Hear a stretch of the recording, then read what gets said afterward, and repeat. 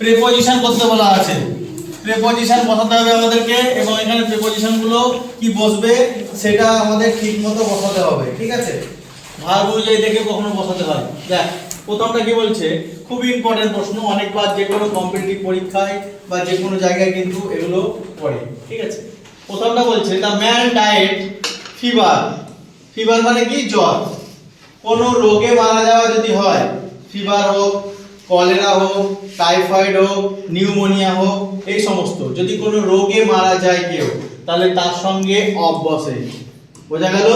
তাহলে ডায়েটের সঙ্গে কি বসবে? অফ। Died of. কোনো রোগে যদি মারা যায়, জ্বরে, কলেরা, নিউমোনিয়া, টাইফয়েড, যে কোনো রোগে মারা গেলে তার সঙ্গে ডায়েটের সঙ্গে বসে of. Died of fever.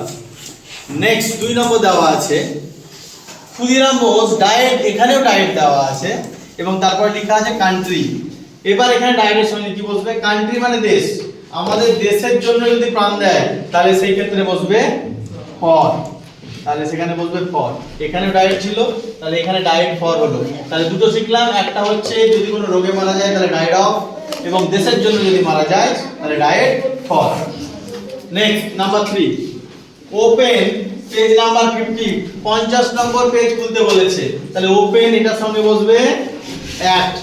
Page number 50 at, open at page number 50। Next number 4, keep the, এখানে একটা বুক ছিল,